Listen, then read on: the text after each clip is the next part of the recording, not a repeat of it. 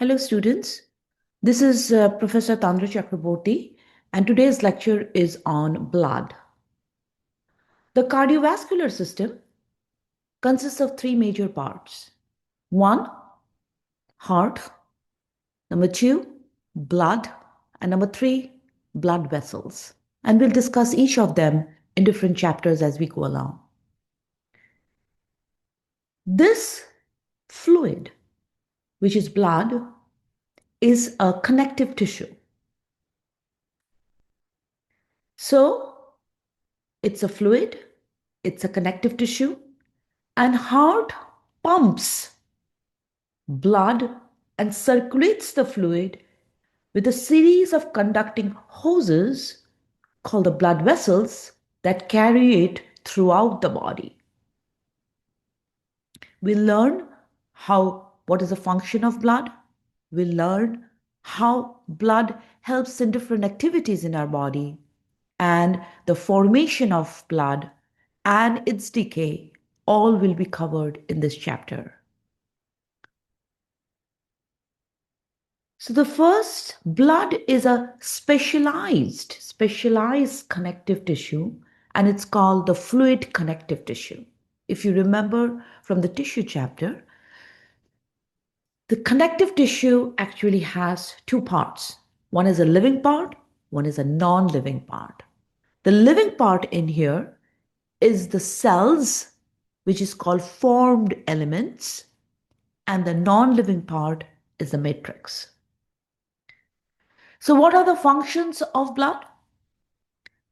The blood of the cardiovascular system performs many vital roles, many vital roles. The services are essential to each body's, and it is about 75 million cells that do the function. The first function, transporting dissolved gases, nutrients, and hormones. The first one. Circulating blood contains red blood cells that carry oxygen from lungs to different parts, that is the peripheral tissues, and brings back carbon dioxide from the tissues to the lungs. Blood distributes nutrients absorbed by the digestive tract or released from storage from the tissue, like adipose tissue or the liver. It also carries hormones that are required for our body functions. So, dissolved gases, nutrient, hormones, to be distributed throughout the body and bring in metabolic waste back to the lungs or to the heart is one of the major functions of the blood. Second, regulating pH and ion composition of the interstitial fluid. Now, through the process of diffusion between the fluids and the blood, it eliminates local deficiency or excess of ion, such as calcium or potassium. Remember, we require calcium, potassium, we require several ions, but we do not require them in excess. So having an optimal concentration is required, and regulating them is an important function of the blood. By regulating them, it regulates pH and ion composition of the institutional fluid.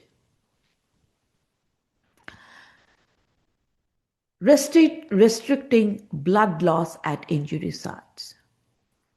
Blood has a specialized cell, and these cells actually are responsible for the clotting process, which is done by platelets. We learn about the formed elements, different types of blood cells very soon. But remember, this is a very important function of blood, that it restricts fluid loss at injury sites. Defending against toxin and pathogens. Blood transports white blood cells. These are specialized cells that migrate into different tissues to fight infection remove debris. Blood also actually delivers antibodies that can fight these proteins, fight with the toxins, and so that our bodies remains unaffected by the attack of the pathogens. Then the last, which is one of the most important, regulating body temperature by absorbing and distributing heat.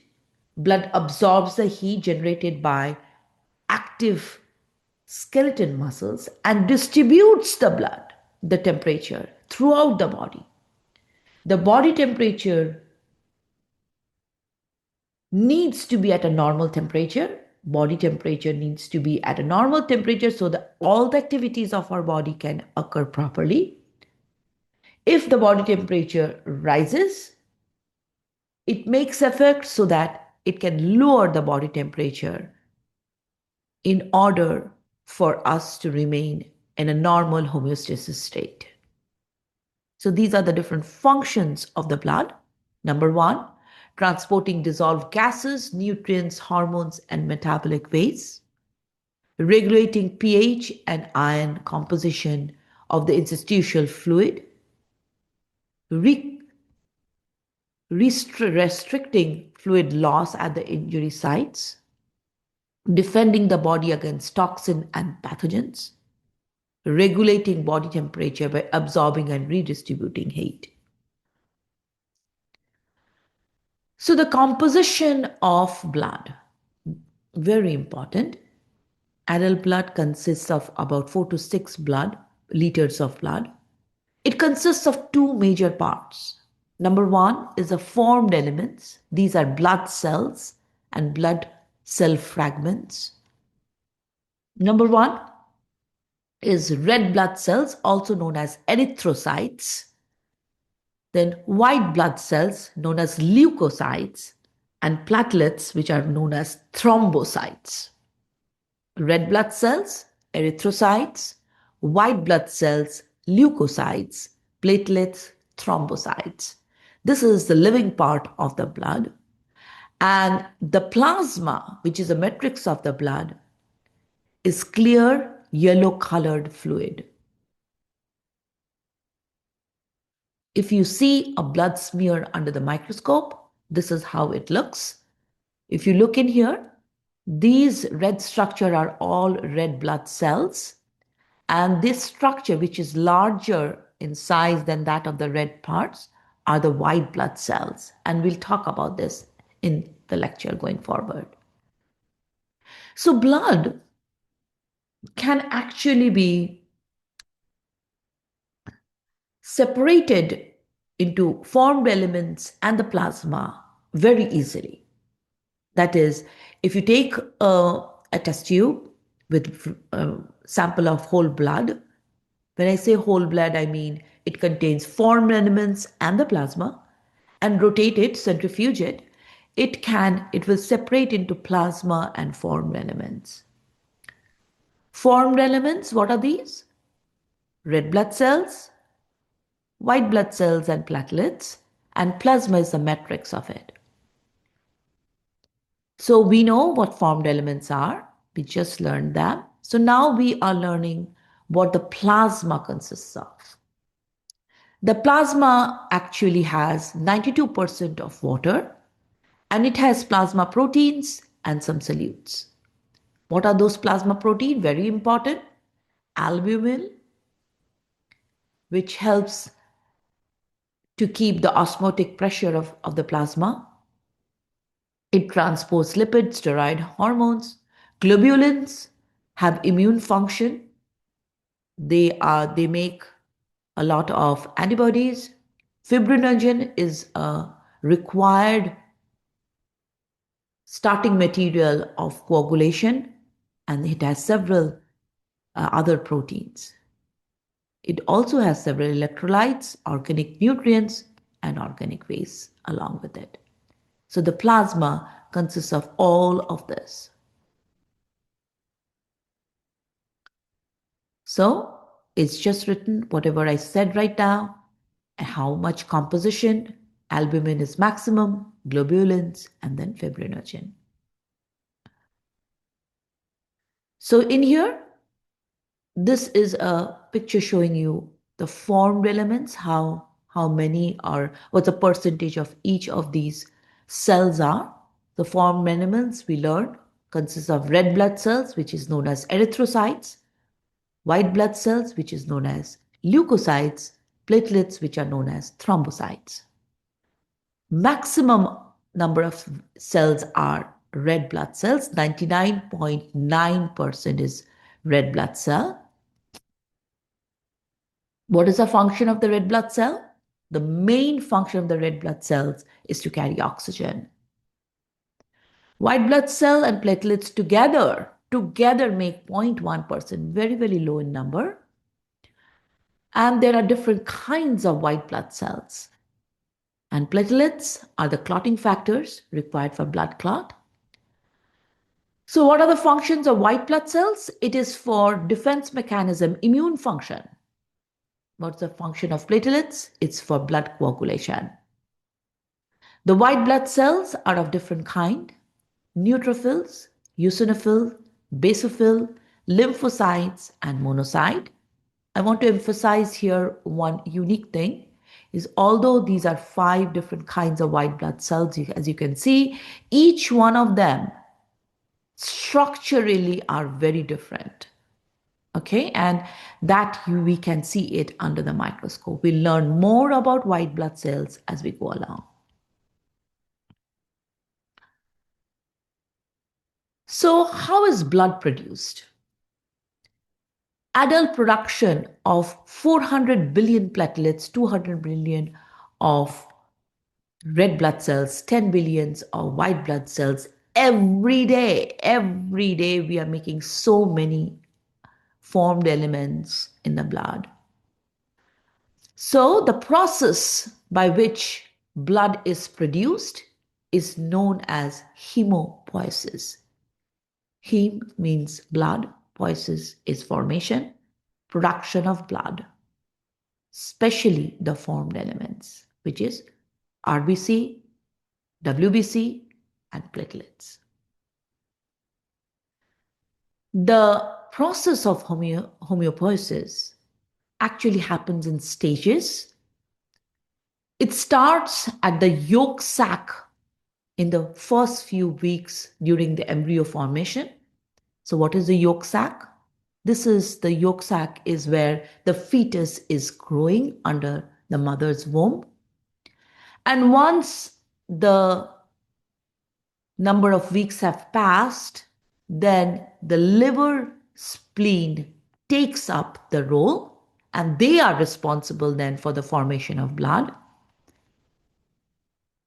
Liver stops producing blood after birth.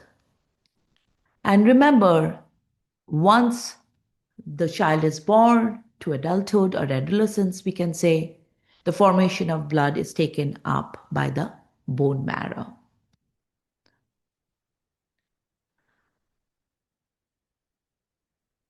Here, we're talking about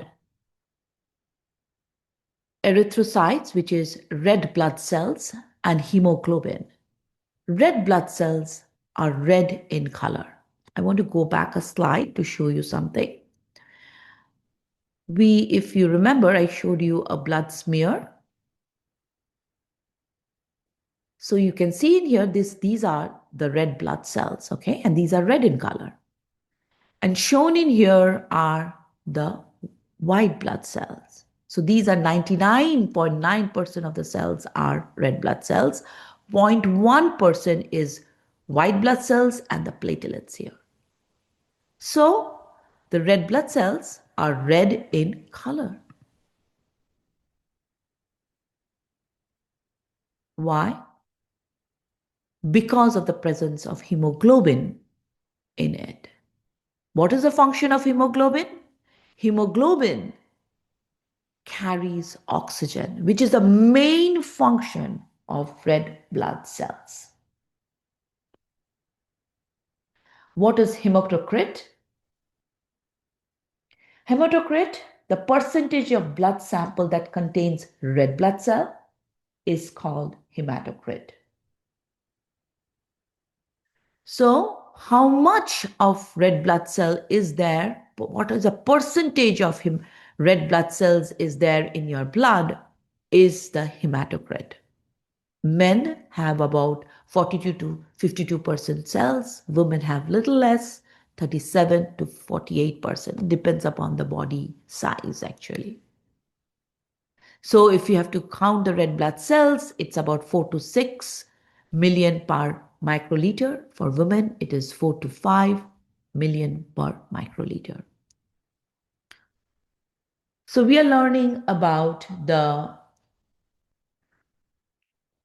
structure of red blood cell.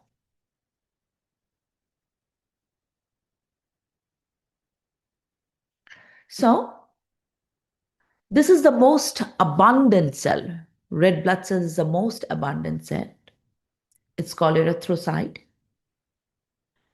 It accounts to about 99.9% as we just learned. These cells give the whole blood the deep red color because of the presence of the pigment called hemoglobin, which binds and transports the respiratory gases, which is oxygen and carbon dioxide, which is the main function of red blood cell. Okay, so going forward, we want to study about the structure of red blood cell. Very important. The red blood cells are among the most specialized cells in the body, remember? The red blood cells is very different from a typical cell. Each red blood cell is biconcave disc, as you can see it in here, biconcave disc, with a thin central region and thicker outer portion. So this central region is thin, the outer portion is thicker, and each red blood cell, the surface area to volume ratio is very large. That helps the red blood cells to carry oxygen. The red blood cell form stacks. They are dinner plates, one after the other. Think of your dinner plates at home, and if you stack one after the other, they look exactly like that. And the entire stack can pass through the blood vessel, and it's just slightly larger than the diameter of a single red blood cell. When entering the small capillaries, the red blood cells are very flexible. They can change the shape according to the capillary, and they can squeeze through these tiny capillaries and pass through the capillaries to different region of the body. Red blood cell lack certain organelles, which is mitochondria, nucleus, and DNA, and we learn when they actually, why a cell and at what stage of a cell formation do they remove the DNA. But remember, red blood cell, they do not have mitochondria. And if they don't have mitochondria, that means so they have less ATP. If they have less ATP, then the survival or energy required for survival is less. As a result, red blood cells' lifespan is just 120 days. After 120 days, it has to denature or disintegrate, and new red blood cells have to be formed. So, again, very important to remember, the red blood cells is a biconcave disc providing large surface to volume ratio. Why? Because it needs to carry tons of oxygen, tons and tons of oxygen, and that is required to increase the surface volume. These are stacked one on the other. to form like dinner plates one after the other, and they pass through the capillaries. They can flex, bend, and move so that they can pass through different diameters of the capillaries. They lack mitochondria, they do not have the nucleus and DNA, and their lifespan is about 120 days. The first part is the major function is very important. Remember the gas transport, which is oxygen and carbon dioxide. Oxygen is delivered to the tissues and CO2 is transported from the tissues to the lungs. Both of this happens because of blood. And in the blood, hemoglobin is responsible for it. 33% of cytoplasm is hemoglobin in the cell. So now we are understanding about hemoglobin. So we're talking about hemoglobin.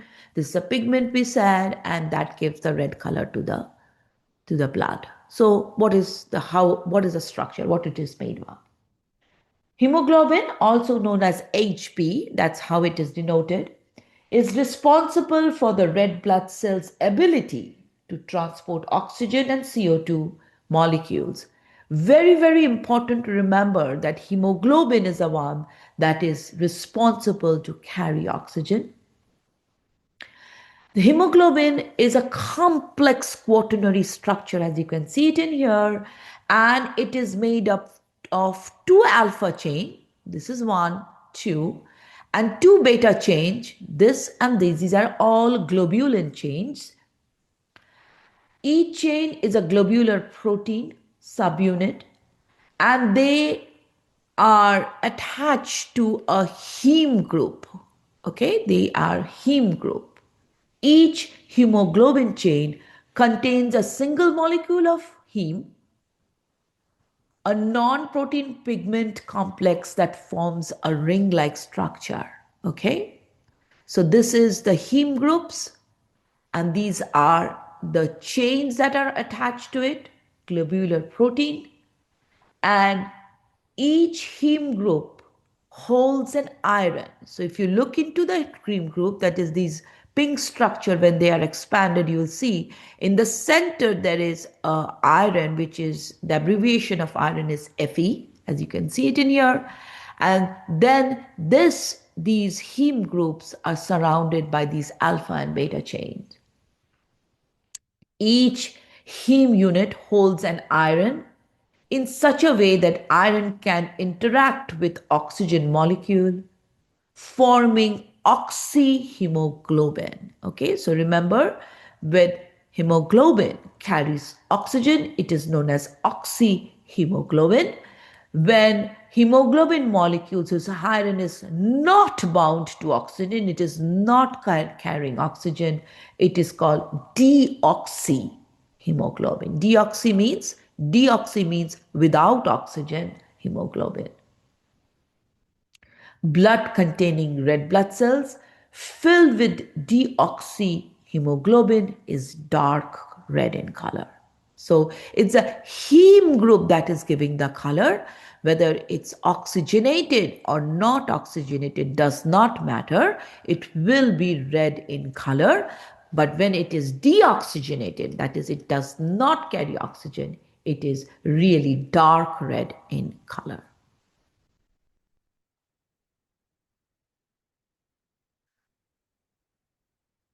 There is a condition called anemia where the oxygen carrying capacity of the heme group decreases. And there are several diseases associated with it. So before we go into this, I want to let you know that absolutely iron and heme group is required to carry oxygen, but there are several other factors that are also responsible or required for hemoglobin to function properly, and one of them is vitamin B12. So lack of vitamin B12 also causes failure of blood to carry oxygen. That is also a form of anemia. So there are several kinds. So aplastic anemia is decreased formation of both erythrocytes and hemoglobin synthesis. So if there is less number of red blood cells, it will cause anemia. Iron deficient anemia, if there is deficiency in iron uptake or use, it causes anemia. Pernicious anemia is a deficiency of vitamin B12. That is, failure to absorb vitamin B12 due to lack of an intrinsic factor that is secreted by the stomach cells. Hemorrhagic anemia results in heavy blood loss. Not very important, microcratic anemia, but sickle cell anemia is very important. It is an autosomal recessive anemia. Erythrocyte becomes sickle cell. As we, if you remember, we just studied how the structure of the red blood cells is very important to carry oxygen. If the structure changes, it leads to a disease known as sickle cell anemia. So this is the structure of the sickle cell anemia, and this is a hereditary defect. The cells become sickle cell, moon-like structure, and they are unable to bind to oxygen, which leads to sickle cell disease. So now next, what we are going to learn is the lifespan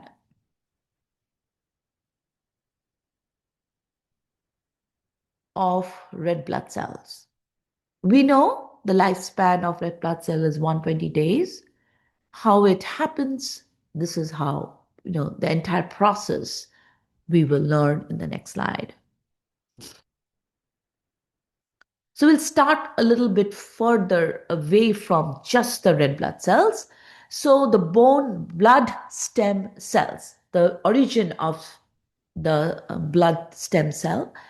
The stem cells divide into two major parts. One is known as myeloid stem cells, the other is known as lymphoid stem cell. Lymphoid stem cells actually lead to the formation of white blood cell. And the myeloid stem cells again divide into myeloblast, which goes into white blood cells.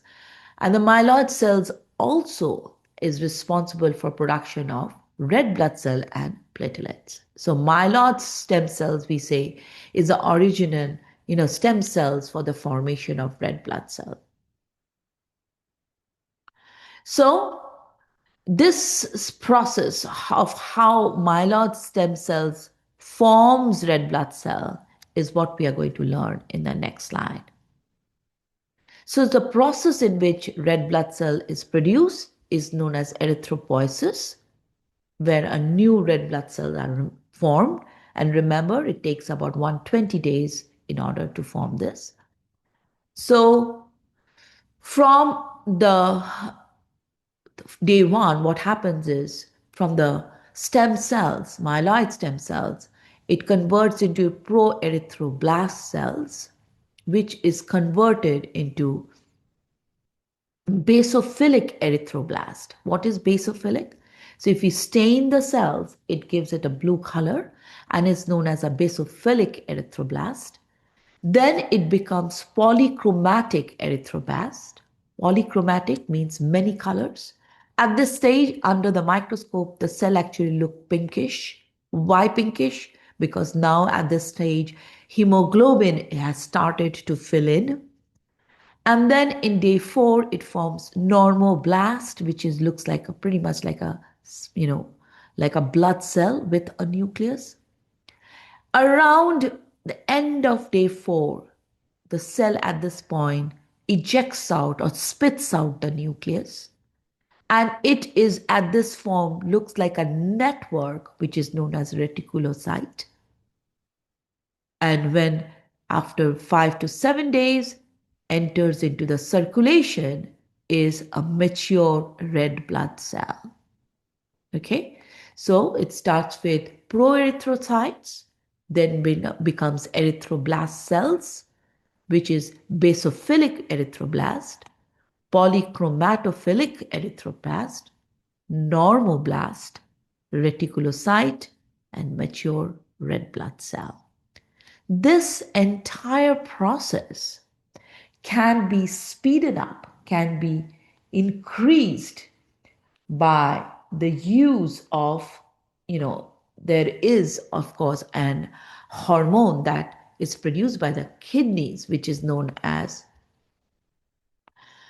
erythropoiesis.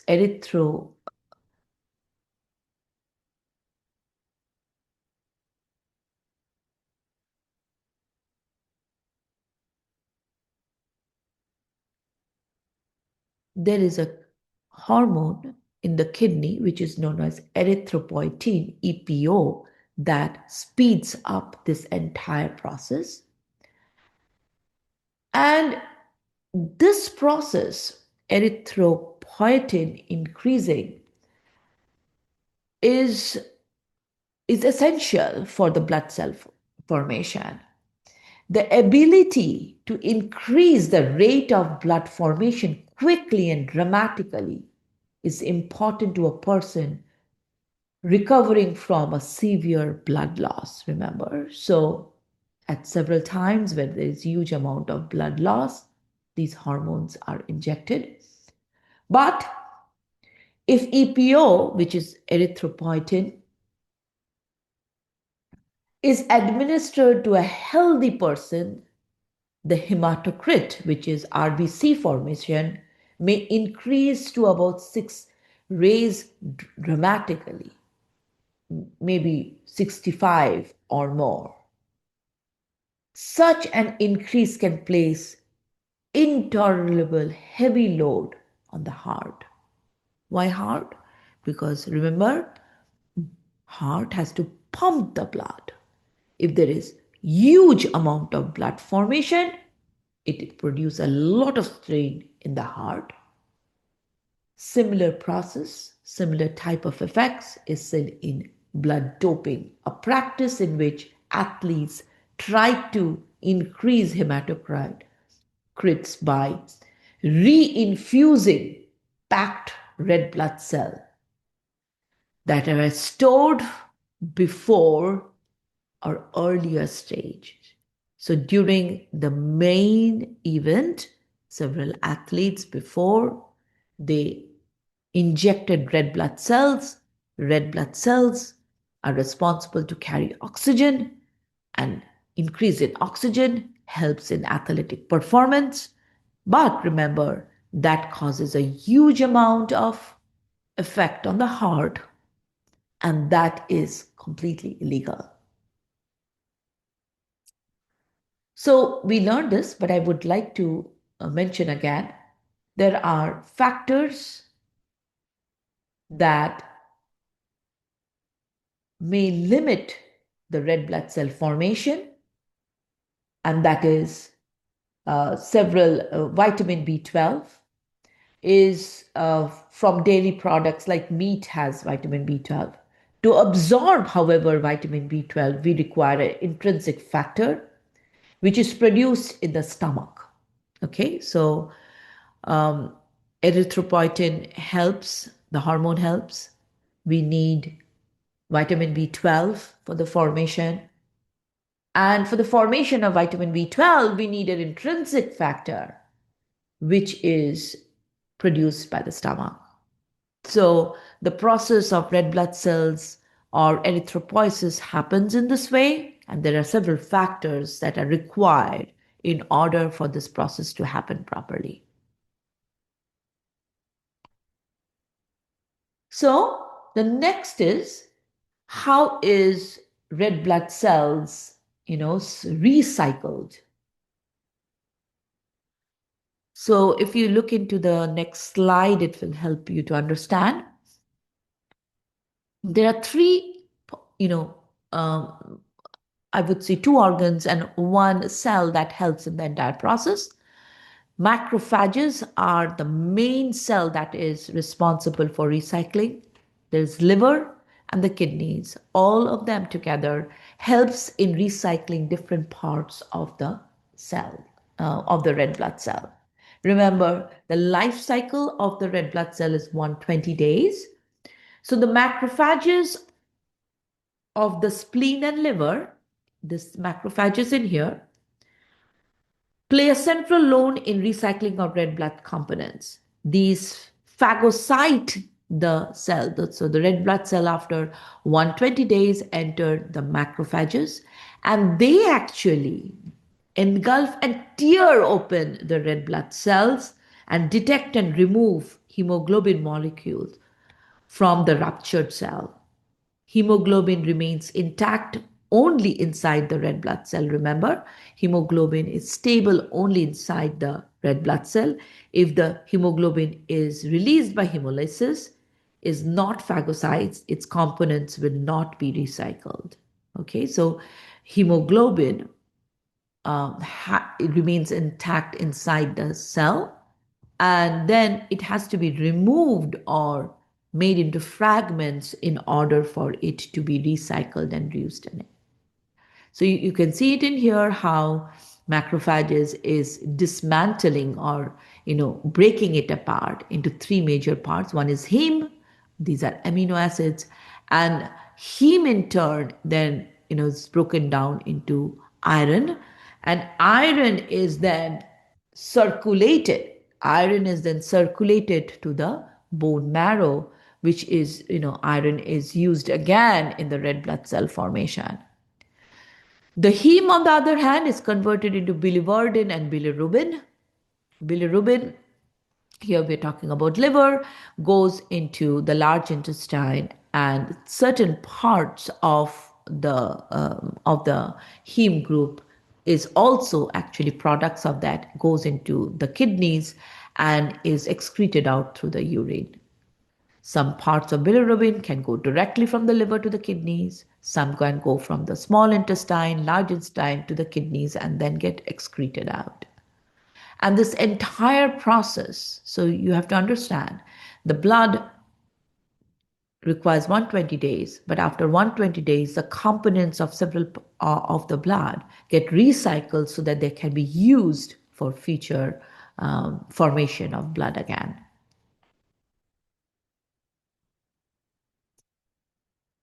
Next is we're talking about leukocytes, which is white blood cell. This is least abundant formed elements, about 5,000 to 10,000 per microliter. The main function is to protect against microorganisms and pathogens. They have a nucleus, which is very prominent under the microscope, are capable of amoeboid movement, that is, they can move like an amoeba and engulf damaged cells and protect the entire system from being infected. And some are also capable of phagocytosis, that is, eating up the cell. So we are going to go to the next slide, this slide, in order to understand the white blood cell. There are 5 different kinds of white blood cell. One is neutrophil, eosinophil, basophilic, monocyte, and lymphocyte. Neutrophil has a nucleus which is multi-lobed. As you can see, this is the nucleus and it has many lobes. Eosinophilic is bilobed, the nucleus is bilobed. Basophilic, it is granulated. Monocyte has a kidney-shaped nucleus, and lymphocyte has a round nucleus which pretty much covers the entire cell. So again, neutrophil is bilobed, eosinophil, neutrophil is multilobed.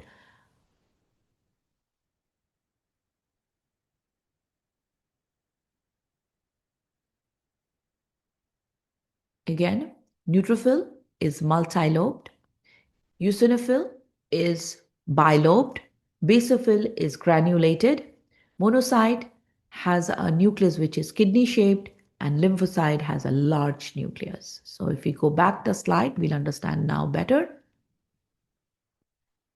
Okay, so this is the function. So neutrophils, these are maximum number, and they are 3 to 5 lobed, as I just said. Eosinophil is less than 2%. It is bilobed. Basophil is less than 1%, has violet granules. And then lymphocytes is about 30%, relatively second largest available. And the uniform dark nucleus is there. And monocyte is the largest red white blood cells, has a kidney shaped nucleus. So what are the functions in here? Neutrophil increases numbers in bacterial infections. They are responsible to eat up the cell, phagocytosis, and also releases antimicrobial chemicals. Eosinophil has increased number in parasitic infection. Um, it is very important in case of diseases, allergies, etc. Basophil, they increase in number in diseases like chickenpox, diabetes, etc.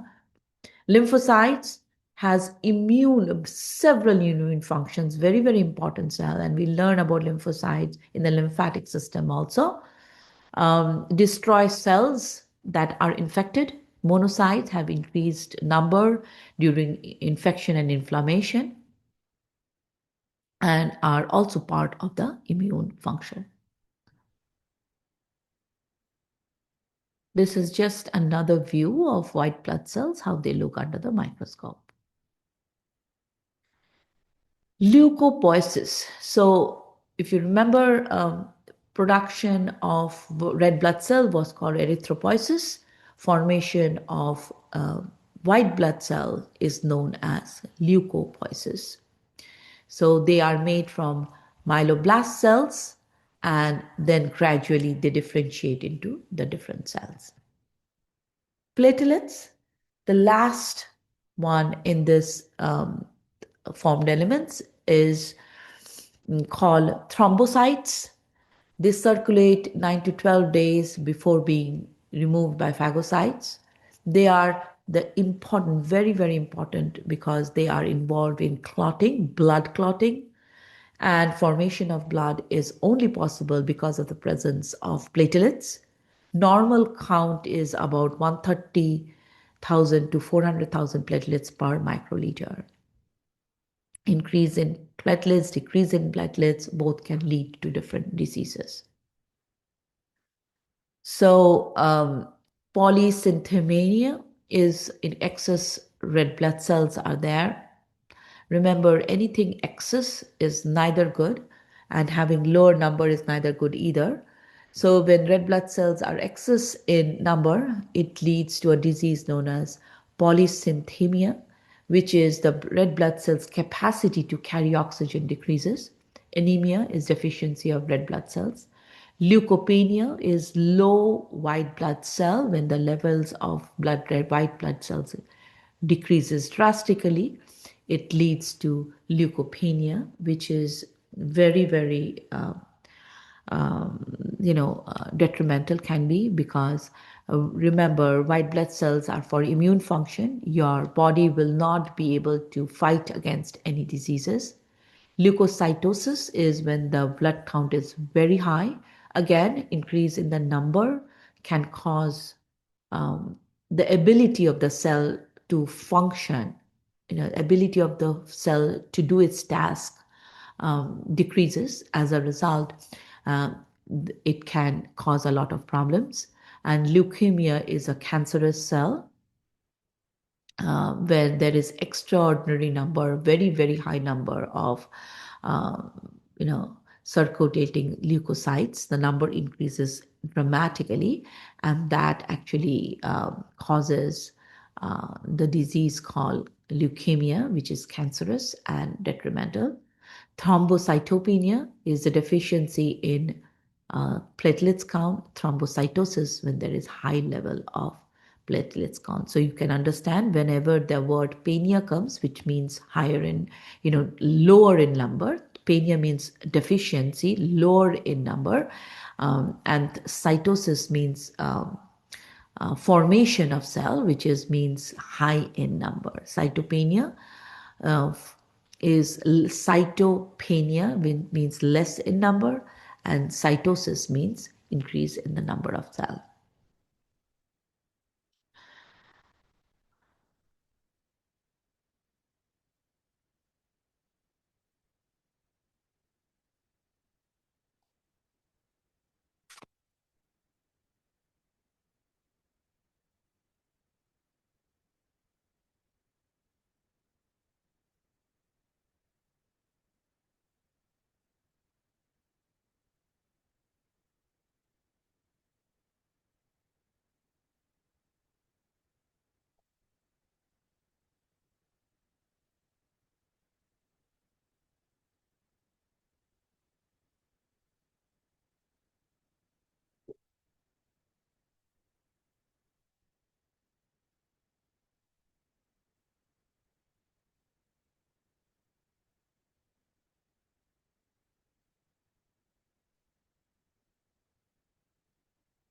So the next part is hemostasis. Hemostasis, two words. Hemo means blood, stasis means stop. So stopping of blood is basically hemostasis, which is nothing but blood clotting. The stopping of bleeding halts the loss of blood through the walls of the damaged vessels. And I'm sure all of you must have had a cut. And whenever there's a cut, we don't bleed to death. Why? Because of the process of blood clotting in place. The process of hemostasis is absolutely necessary, as you can understand, because otherwise we will bleed to death. There are three phases. One is known as the vascular phase. Second is the platelet phase. And third is a coagulating phase. Shown briefly in this picture is the first part when there is the blood vessel is broken. These are the walls of the blood vessels. As you can see, these are made of endothelial cells. There's a cut. Blood is coming out. Platelet phase, platelets rush into this area and they try to form, a mesh-like and stop the bleeding. But remember, only platelets are not enough to stop the bleeding. There needs to be a coagulating phase where you can see the string-like structure is formed, which is a fibrin, which is basically a fibrin molecule. These are fibrin mesh formed, which causes the clot. So three phases: vascular phase, platelet phase, and coagulation phase. So we'll do each one of them separately. The vascular phase, which you can see it in here, cutting the wall of a blood vessel really triggers the constriction of the smooth muscle fiber of the wall, blood vessel. This local constriction, as you can see, constriction, there's formed, of the vessel is a vascular spasm, which decreases the diameter of the vessel of the entire injury site. This decrease in the size at the injury site actually is a required phenomenon so that less blood can come out. The vascular spasm lasts about 30 minutes, a period known as the vascular phase. So what changes, what happens in this vascular phase? The endothelial cells contract and expose the underlying basement membrane to the bloodstream. So basically, the endothelial cells, this is basically, if you see, this is the, if you look in here, this is the blood vessel, right? So these are the endothelial cells in here. And this endothelial cell, this is the blood vessel, remember. This entire thing is a blood vessel. This is the wall of the blood vessel. This is here, it's blood. And there's a cut in here. And this, what happens is whenever there is a cut, the endothelial cells contract and expose the underlying basement membrane to the bloodstream. So these endothelial cells actually expose the rest of the blood vessel cells to the blood. The endothelial cells begin releasing chemical factors and local hormones, and they initiate the process. These endothelial cells actually initiate the process. The endothelial plasma membrane becomes sticky. And remember, at this point, the initiation of the coagulation means at this point, the clotting factors or the platelets are coming to that region. And they also make this endothelial region very sticky. That is, they are trying to bring the capillaries as close as possible. So let's do this again.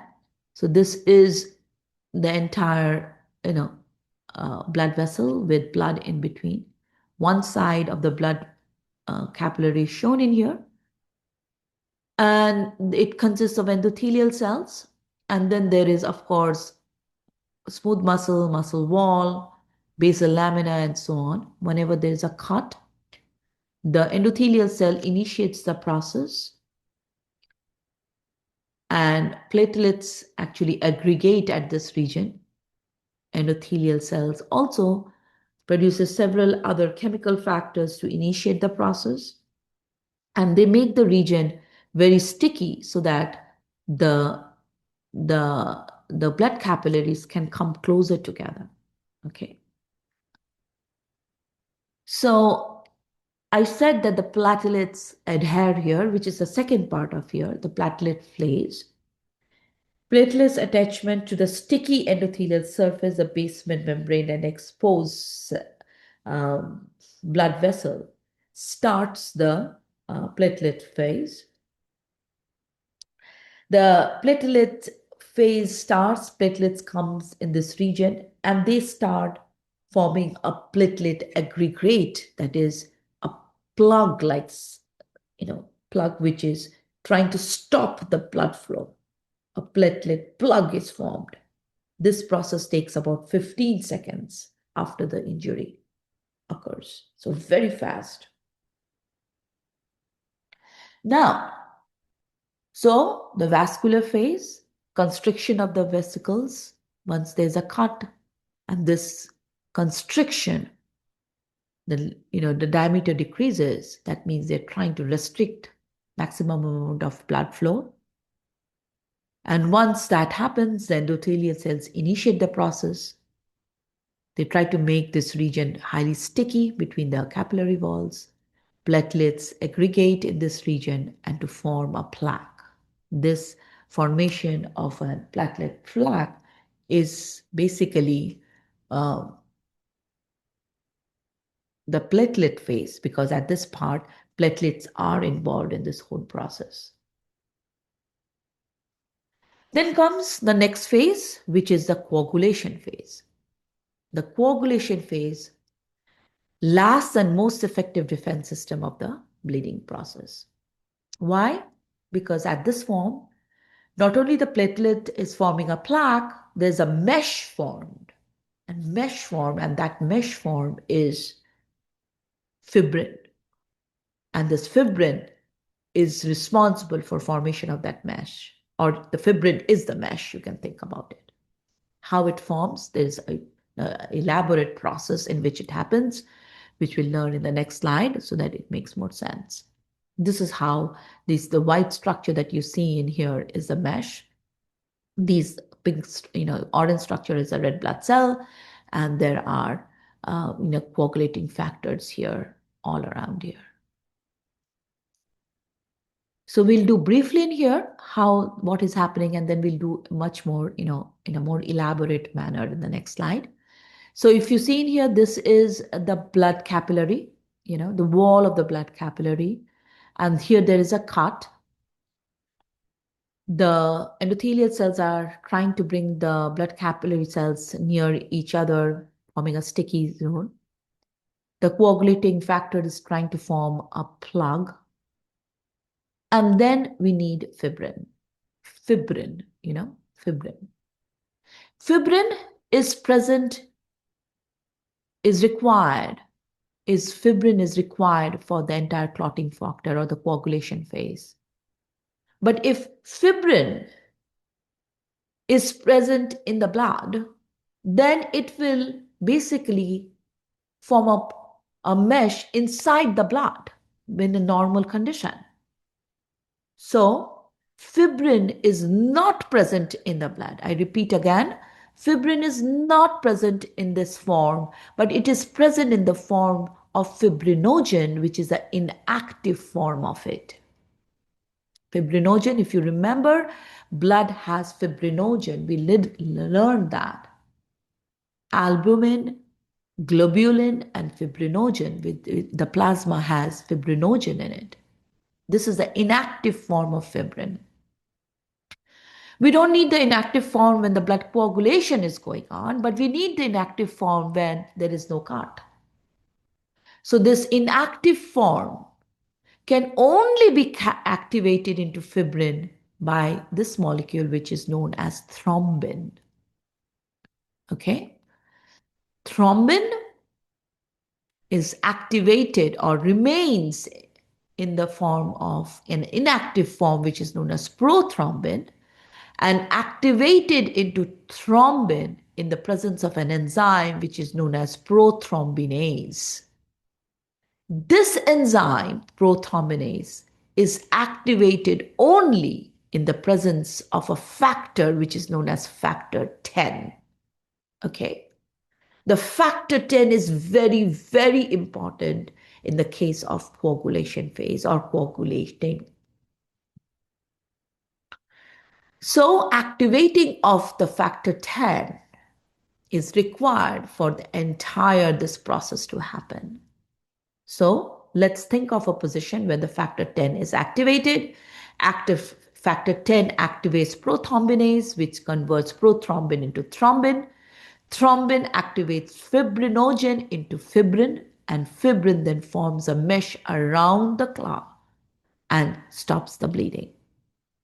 Now the question is, how is the factor 10 activated?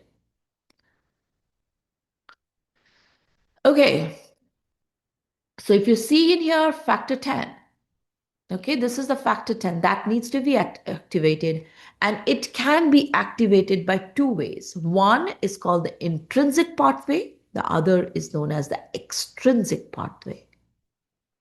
The extrinsic pathway is quick and fast and immediate. That is, whenever there is a cut, the factor 7 gets activated, and this tissue factor, this is called the tissue factor, activates factor 10. Once this extrinsic factor is, pathway is initiated, the intrinsic factor or the intrinsic pathway takes its part. How? There are 12 factors. Actually, there are 13 factors, but here we are learning about the 12 in here. Factor 12 is activated. Factor 12 activates factor 11. Factor 11 activates factor 9. Factor 9 activates factor 10. And then factor 10 does the rest of the work. Prothrombin is converted into thrombin. Fibrinogen is converted into fibrin, which forms a stable clot. So if you go back a slide, so you will see in here, this is the extrinsic pathway, which is fast and immediate, and this is the intrinsic pathway. So you can see factor 7 and these factors are known as the tissue factor. Once there's a damage, it initiates and activates factor 10. And then the intrinsic pathway takes its part. Several factors are involved. Ultimately, factor 10 is activated, which causes activation of prothrombinase, converts prothrombin into thrombin. Thrombin activates fibrinogen into fibrin, and fibrin forms the clot. So, I'm hoping that you have understood the process. So, let's review this once more. One is the first part is a vascular phase in which there is a cut. The cells of the blood vessel try to limit the blood flow by forming a vascular spasm, reducing the diameter of the capillaries. This initiates the process by several factors and it tries to form a sticky end. By that time, platelets come into the region trying to form a clot or a plug. And in this entire process, there is factor 3 and factor actually 7 that initiate the process and activate factor 10. And intrinsic pathway takes its part and activates factor 10, which is responsible for the rest of the process, activating prothrombinase from prothrombin to thrombin, fibrinogen to fibrin. Fibrin forms the clot.